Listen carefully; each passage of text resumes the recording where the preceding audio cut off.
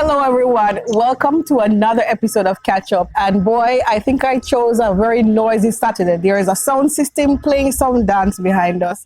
I think I just hear a car alarm. And we are right very close to the principal's, is it what they call it, headquarters or the home? Home. The home. The principal office. And we're right here. That's where the office is. The bursar's office and book room is that way. Is still the book room? Yes. And we're looking at the bicycle. Can you still ride bicycle? What's left of it? Yes. And I just lived over Grove. That's one block up the road. Mm-hmm. But guess what? I had a bicycle and I wasn't walking to school. So I rode and parked up here.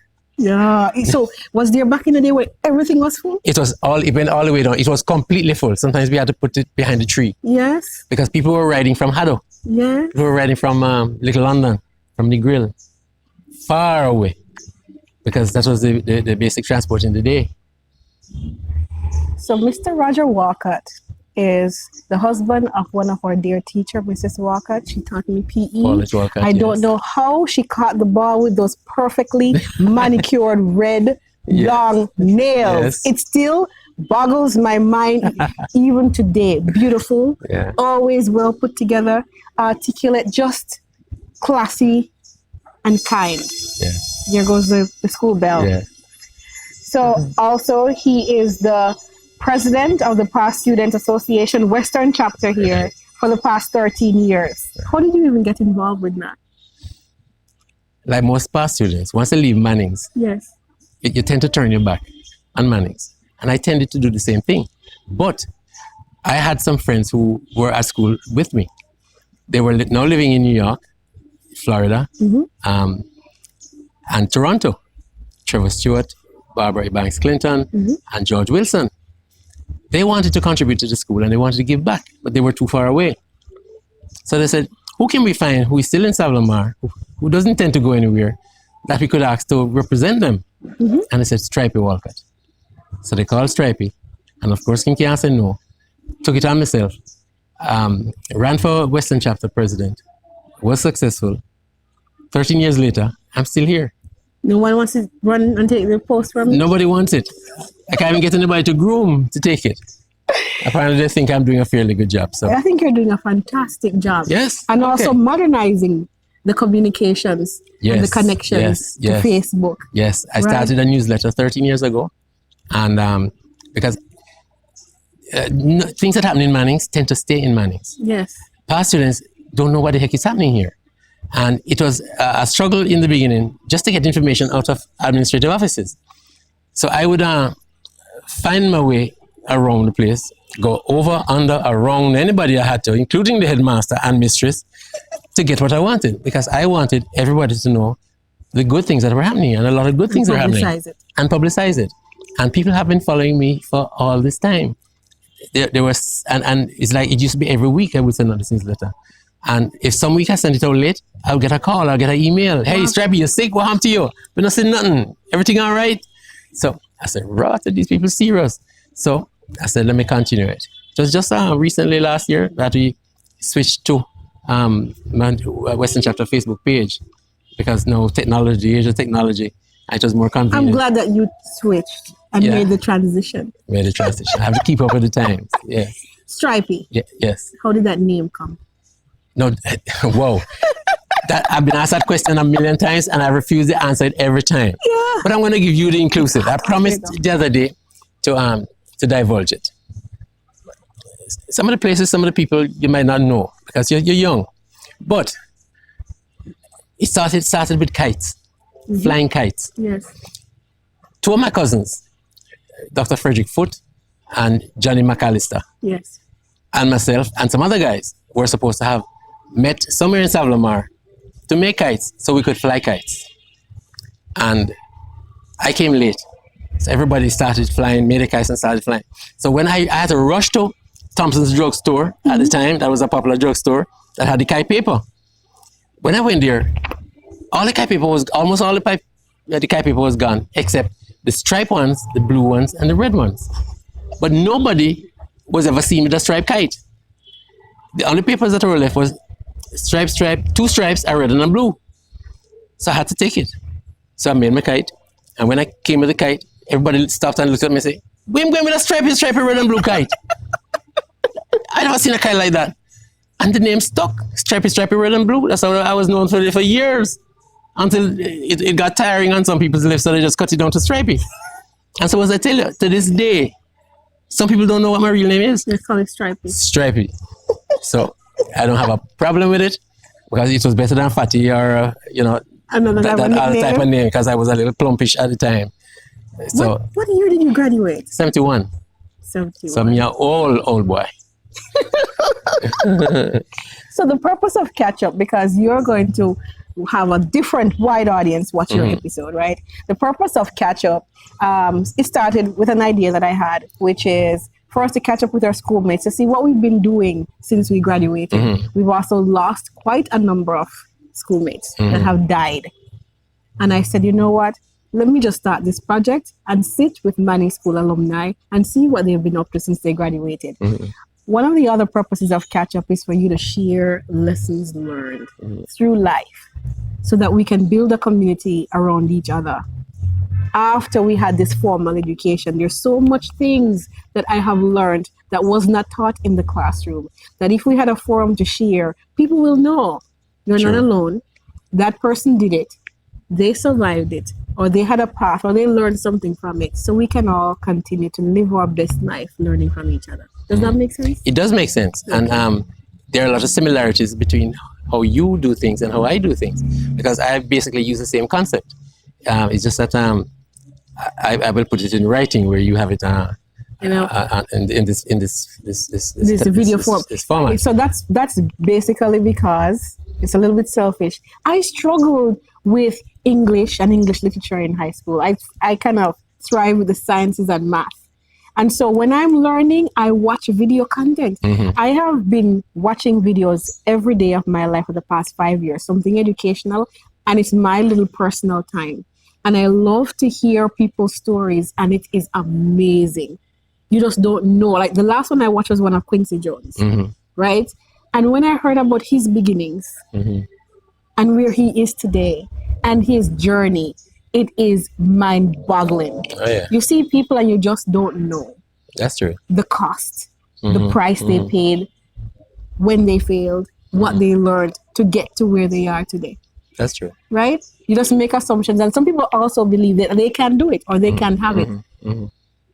So I think it makes a difference. It does make a difference. It does. So that's why you're on Catchup. For those who you are connected to, who want to know, what is this girl and what is she doing? Yes. That is the purpose of Catchup. All right. So give everyone a high-level overview. Let's say if somebody who's watching who graduated with you in 71, haven't seen you in a while. So high-level milestones, including additional training that you did or education after you left Manning's and jobs that you have held. All right. Right after high school, I was employed to the Westmoreland Parish Library for 2 years. Yes. Then my girlfriend at the time got accepted to Shortwood College. Now, my girlfriend at the time was my girlfriend at school here, Paulette Garvey, who then became Mrs.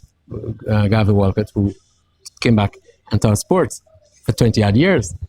And we were married for 34 years. You guys were together from that long. Yes. From them time, I run her down around the whole place. So I'm going to ask you about what marriage has taught you after you give us the update. It's very important for me to ask. You want to hear what I used to have to do to get her? Yes. To get her attention? Yes, tell me. All right. Tell us. All right. One class period, I would be in Prescott Block when the bell rang, and she would be around that side. Yes. She was going to her family who lived over Grove. So she was going to come to the main gate and walk around the road and go to the house. So I had to come from there and run to catch her. So I couldn't go through the gate to catch her too long. So I had to take the shortcut through the vice principal's office, home, Mr. Mead. He used to live where the guidance councils are now, that wooden building. Yes. But he had about 6 dogs, bad dogs. And I had to get past the dogs because I had to jump a fence. And then I had to jump the ditch with the gutter. So I would take a stick and I would look for the dogs and wait on them. And when I saw them coming, I fling the stick in the wrong direction. And they would go after the stick and I would head for the fence, jump the fence. And if I drop bad enough, the gutter, I drop it. But luckily, I was fairly agile for my size. And I hit the road. And then I would just stand up and can I escort you home? Ah. Sure. Yo, beat that. My husband watched the episode and I can say, you don't want to do that for me yet. Yes. And we And it hit it. worked. We hit it. Yes. So after that,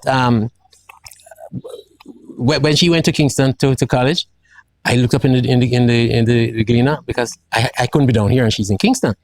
So I looked and I found at the time Casamonte Hotel, which was the Jamaica Hotel School, were accepting students for this management program that they were doing. So I said, that's it. And at Kingston, me gone. And I did 2 years there and graduated. And we were close together. When she went on internship in Port Antonio, I was there every week because I had my car. Gone, come back and all of that. Then I was employed to Jamaica Tourist Board right after that for 3 years. Then my mother took sick. The doctor said he had to operate, but he wasn't sure what he's operating for. He thinks it could be cancer. So I said, whoa. And I said, well, look, I'm an only child, right? So my mother, I resigned the job. I was in a fairly good job, administrative assistant, Yes. blah, blah, blah. And came home. And after the operation, yes, it was revealed that she had colon cancer. And the doctor said, how much time? She said, 6 months. I said, all right, cool. And I stayed with her and I looked after her the entire 6 months. She died in my hands. So to this day, I haven't cried because I was happy. I did what I had to do for her, you know? So, And then after that? yes. So after that, I left and I've mainly been in the tourist industry. Different places. Went abroad for 3 years. Atlanta, Connecticut. Did some work up there. But I've been with Butch Stewart at Sandals for 7 years. And I just retired 2 years ago from Beaches and Grill as evening duty manager. So I was responsible for running the place during the 3 to 11 shift. So I give Butch a lot of time. So I've retired now. My latest job is babysitting. I have 3 grandkids. And Hey, that's a very, very, very, very valuable position. look, yeah, but Lord, man, look at them, man. It's more work than when I was working, and I'm not getting no pay for it. It's like a free labor. And these 3 kids are like 15. My son said to me recently, you say you wanted 6.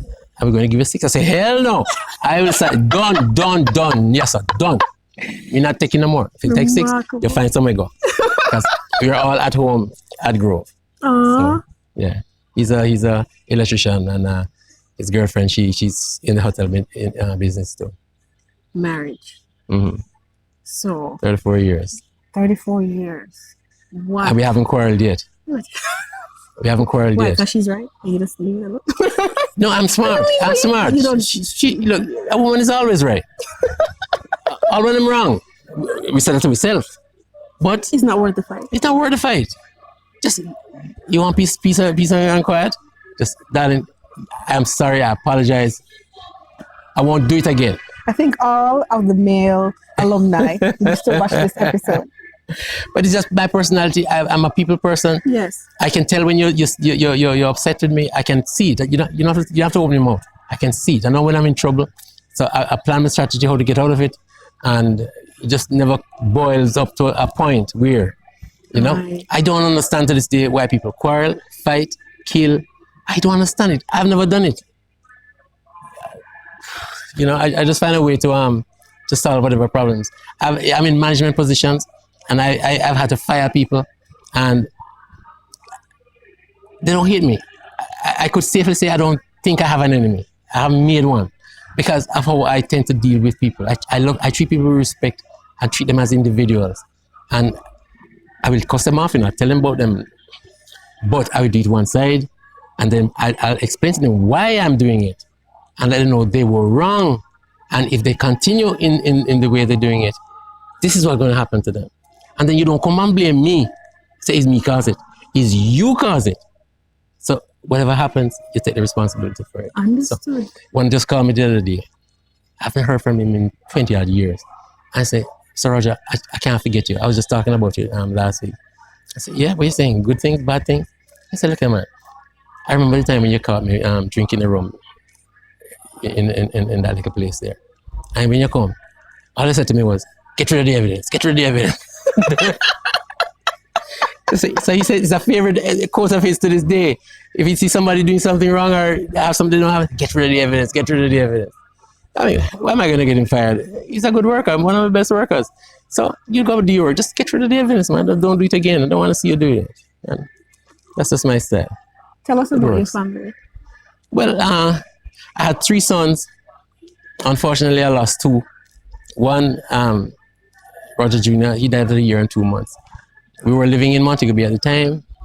Paulette was teaching at Mount Alvernia, and we got caught up in the gastroenteritis epidemic up there. Mm-hmm. And he took sick in 2 days. A child who was never sick, but he took sick in 2 days. We took him to 2 of the best doctors, children doctors in Montego Bay, the 2 days, and they told him to treat him incorrectly. They are trying to kill the germ, but it's not the germ killing the child. It's dehydration. And none of them said, give the child coconut water. Don't give the child milk. Give him intravenous fluids. That's what he wanted.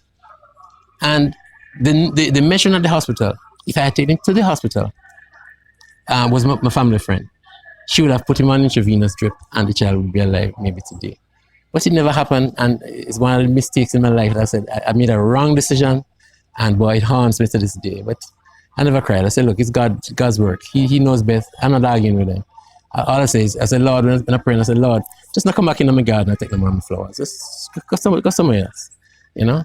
And he gave me another lovely son. That son, whoa, people talk about him to this day. He died when he was 27 from non-Hodgkin's disease. A lump came up under his arm, and doctor said it was fat. But then one doctor said, double check this thing because he doesn't like the location of it. And when we checked it, it was stage 4, cancer stage 4. Stage 5, you're dead, which means that the lymph glands were all gone, and it spread right through the body. So we fought it with chemotherapy, but it didn't help. It was too late, and he passed on. But he was working at Scotiabank in Sav-la-Mar, and he was so popular that one lady who was in a bus heard that this youngster from Scotia is sick and in the hospital. Just tell it, when she was passing the hospital, she said, tell the bus driver, stop the bus. I'm going over there to see this fella because he was so good to me. And he said to me once, Daddy, I never realized that people love me so much. And looking at him, when you see the size of his funeral, it was so big. We had to have it at Torrington. 27 years. But we had to have it at Torrington. And one driver who was passing through the crowd and couldn't get through the vehicles asked somebody, which politician did it? It has to be a politician who would attract this size crowd. But no, it was a 27-year-old youth who made a name for the little time he was there. His manager cried and told me that he had all the requirements, all the attributes for the type of person they wanted to be management material, and they were going to send him through the system. But he just never materialized. I said again, I didn't cry. I said, God, you know what you're doing. I'm not arguing with you. But one left. So, give me a break. So I have one is left. So we're working with them. Mm-hmm. Hobbies, what do you do for fun, to relax? Computer. I'm on my computer till 3 o'clock in the mornings. But I guess it's because the nature of my job. I love to learn things. Yes. And I'm always questioning and asking questions and all kind of things. And I would, because I work 3 o'clock go to work at 3, I come home reach home at 12 at night. It's peaceful and quiet. I love peace and quiet. So I just go on my computer. And all this time I have Manning's past student work to do. I'm planning some function or doing something, finding some ways to look after the kids, finding somebody to adopt a building, kind of thing, whatever. But that consumed my time. And even when I was going through those hard times with sickness and having to deal with it, that is what helped to keep me going. I just took my mind off it and concentrated on what I had to do. And that got me through. So back in school days, what was your favorite subject? I didn't have one. What? I did everything. I did everything. I know I didn't like sciences. That's what I like. In my time, the teachers had something to do with it. Okay. Like maths. Maths, I had a different teacher every year for maths. Okay. So to this day, I have not passed maths. Understood. Because different styles and you have to adjust and I couldn't. And the type of maths that I love, equations and Yes. You don't get it in exam. Then you trigonometry and some foo-foo, something that to this day I haven't used them. And the thing that I did learn, now that I'm in business, I have to do business maths. Yes. So it's not what I learn at Manning's. It's what I got to learn from my own from primary school. You know, so it never worked for me in maths. Oh my gosh. The sciences, I wanted to be a doctor. Yes. At one time, you had to do general science. Mm-hmm. So that's biochem phys. So I was very good at bio, fairly good at physics, and bad at chemistry. And what make it worse, I had Mr. Mead, me and Mr. Mead, boy, I couldn't understand him at all. But then the fifth year, when we were to do the exam, they split it up and we into separate subjects. So now, holy crap, I had to know everything about everything. And I only know about biology, so I got biology. Almost passed physics and didn't even, might as well never go to chemistry class. Memories. But memories. Memories. What's your favorite memories? Look at I mean, I say, oh, you want to record for how much you got? the caning. Look at Lord of mercy. I didn't even know the cane at Manning's. Look here, man. Cane at Manning's. This position that we're sitting here, I'm looking at the principal's office. You see them window there? You see that office right there? Yes. I get about 24 strokes of the cane inside the office. What did you do? Nothing. You know, the way how your answer was is very different. Nothing. Nothing. Me not do nothing. I was not a bad child. It give the impression, when I say 6 times, it give the impression I was a bad child. I was not a bad child. But I don't remember what I did. But Mr. Hawes said I was to come to detention one evening. Went to detention in that building where we're looking at right this up. And Mr. Hawes said to me, I have to write 100 lines. Persistence, perversity provokes the patient, pedagogue, painful punishment. 1 letter ink, 1 letter pencil. Somebody said, why so much letter, so many words, boss? You can't just give me 2 words, write it. So me said, no man, that's too long. So me get 2 pencils and 1 pen and me put them together, take an elastic band and tie them together and make 1 A and me get 3 A and me try, see if me can, you know? After 2 hours, me only do about 15. So when he come back, he say, boss, look you know, me not doing anymore now. I'm really not care what you want to do about it. I'm going home. Bad man, He bad said, boy. well, you know the consequences. I said, yes, Chabo. As the headmaster. He said, yes, go and see him. So Chabo was still here. So when I walk around, so I see him stand up at my office door and him rubbing his hand like it hurt him. So when he look up at me and see me, he smile. He said, Walcott, just the person I want to see. My hand feel a little stiff, man. You need a good workout. I know you do something wrong. Come inside the office. What you do now? I said, boy, I'm not writing no lines in the boss. He said, all right, bend over. Oh my. 6 that, you know. 6. All right, cool. We take it. I'm going to go home. Another time, I was in the scouts. The first time wasn't enough? No, I was hoping it was, but there was more. The scout team come from Excelsior, come down to spend the weekend, camp. So we camp out, round on the back. And we have tent and everything. So, of course, me not going to sleep on no ground. Me used to my mattress and my nice bed at home. So me go take out a piece of sponge out of the high jump bag. And I put a piece of cloth over it and I set it up nice. And I didn't get to sleep that night. My mother sent for me for some reason or the other. So I go home. Next morning when me in a class, me hearing over the intercom, Walcott come to my office. I say, hey, for what reason? I said, let me come. So Walcott,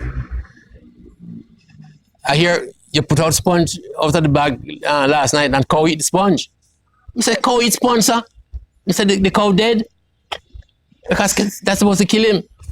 I said, Walcott, I'm asking the questions here. I said, yes, sir. I put out the sponge. But I never expect the cow to eat the sponge. I said, bend over. So I take 6 more.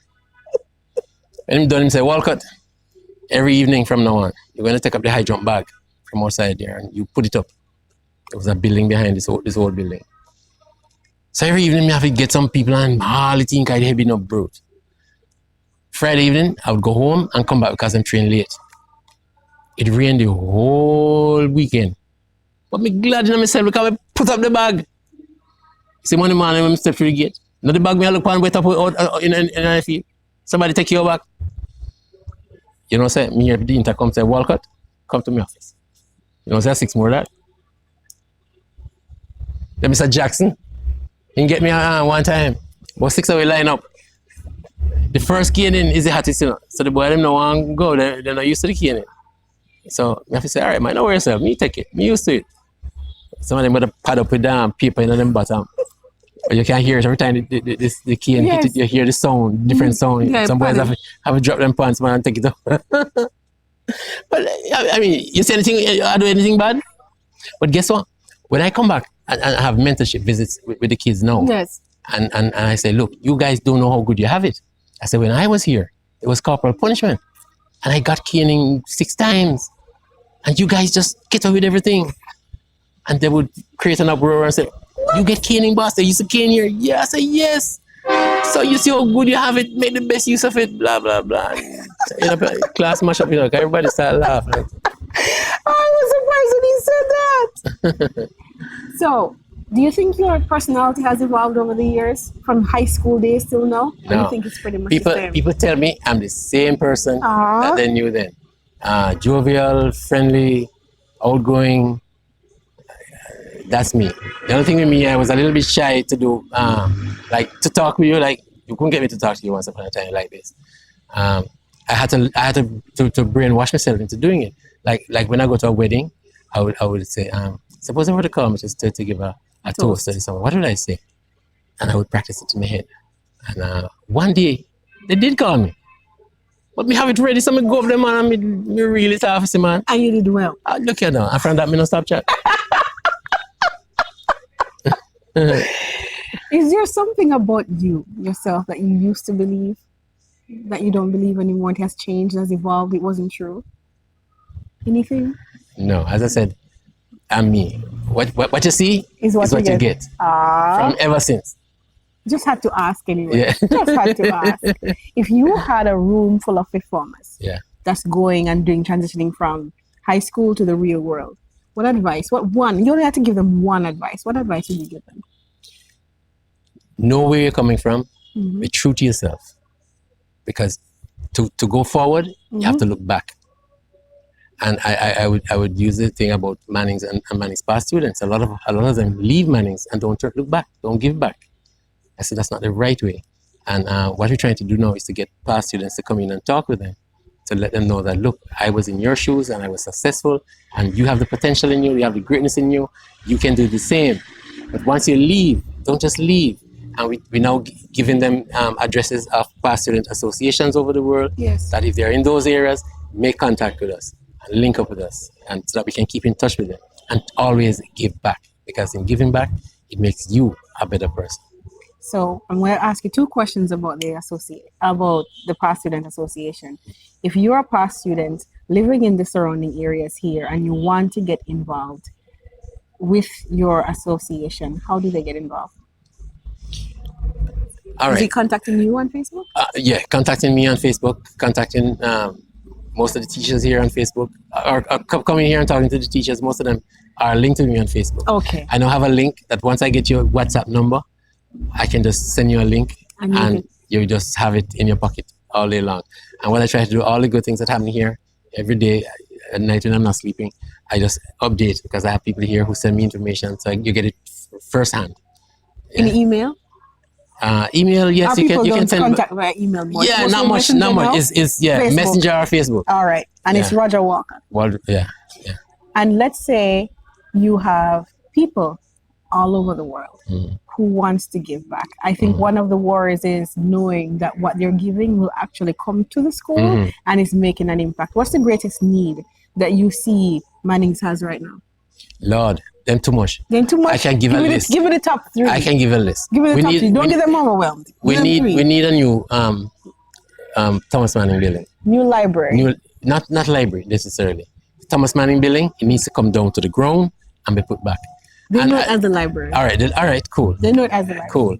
Right now we're in negotiations, and I don't want to let the puss out of the bag, but we are close to getting somebody to Somebody redo it. to- It's a historical. It's very historic. It's literally certified as a historical Yes. site building. So it has to be refurbished in a particular way. Yes. Right? Yes. To keep The it. Heritage Trust has to guide. There you go. Whoever is That's doing what I it. forgot to call the Heritage yes. Trust. So it's not just any normal renovation. No.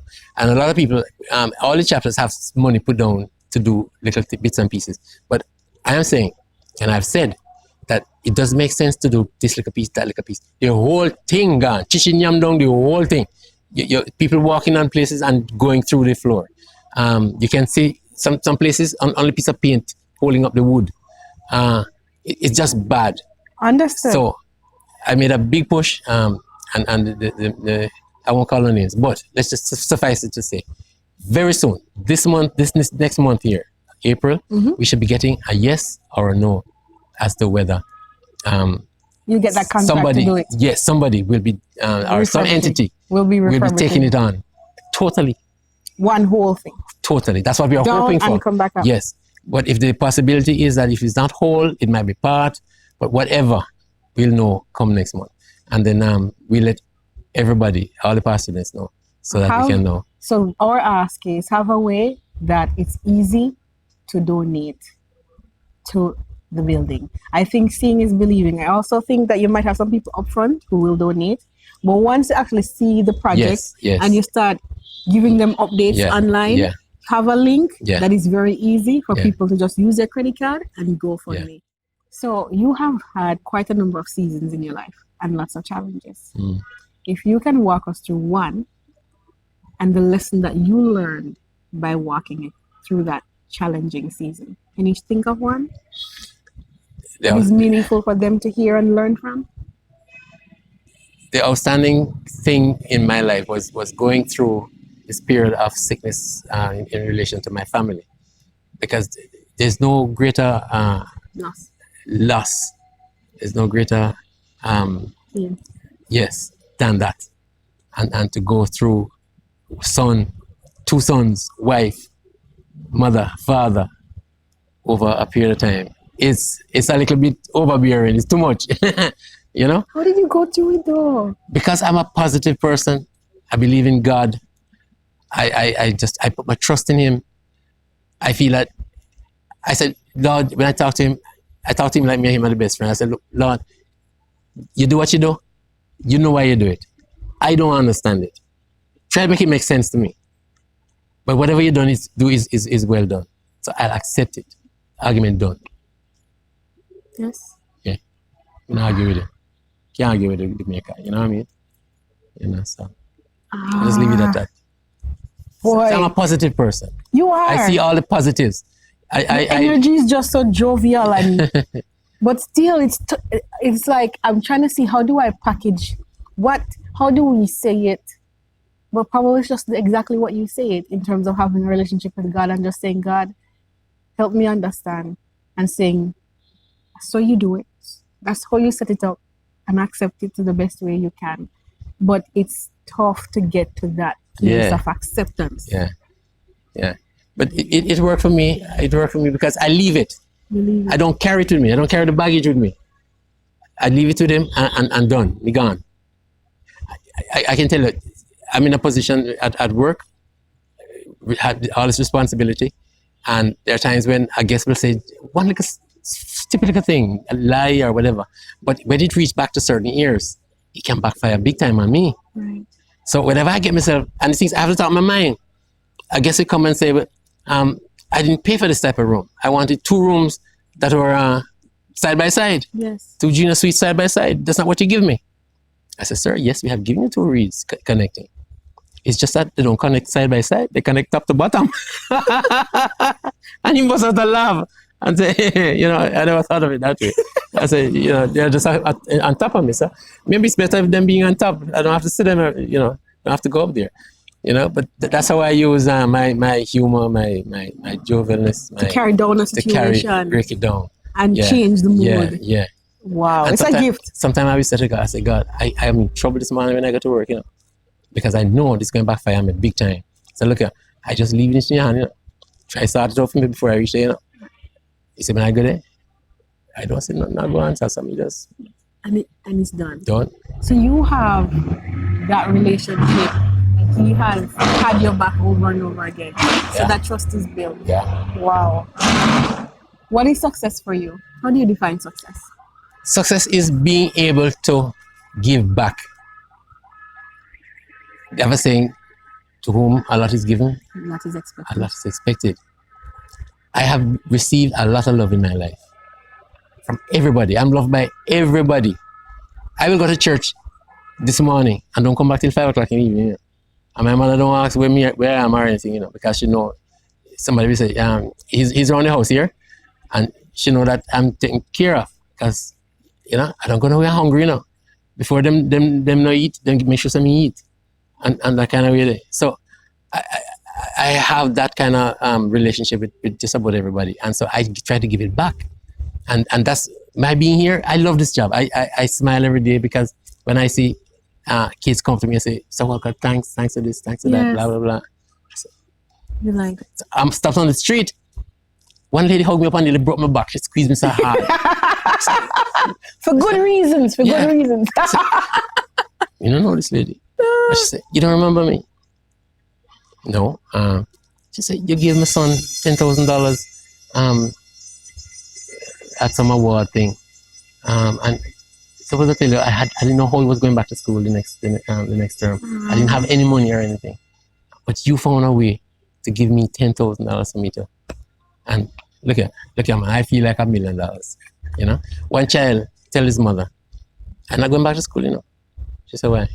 She said, "One pair of shoes I have, there's a hole in the bottom. I'm getting big, and it's embarrassing. I'm not going to school." And the mother told a teacher, and the teacher came to me. I said, "Look, see some money, take him over the plaza across, so buy him any shoes he want." She did that. She found the shoes went low. So she took the teacher took up the old shoes to go throw away. He said, no, that's going to be my yard shoes. And he put on the new shoes and he comes straight back over school, gone right back into class. Some kids, one lady said I saw her right up, and she was looking a little away, and I said, "What's wrong, mother?" She said, "Boy, I have to reach home back. I don't have no money to go home back, and I have to sell some pine buckles, because that's the only way I make a little money to send the kid to school. She only have one uniform, and she have to go press it and all of that." I said, "Well," "What's your name? Which class?" And look at the man, we just got talk to the teacher. He said, "Look, Simonia, take her to hurry, buy her anything she wants."